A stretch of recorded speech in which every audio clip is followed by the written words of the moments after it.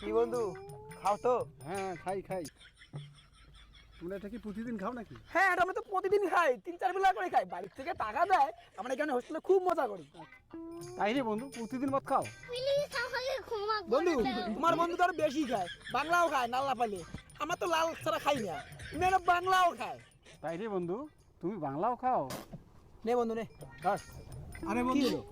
ও তো পড়া ছাড়া খায় না। ওহো, ও নাইস। নে বন্ধু।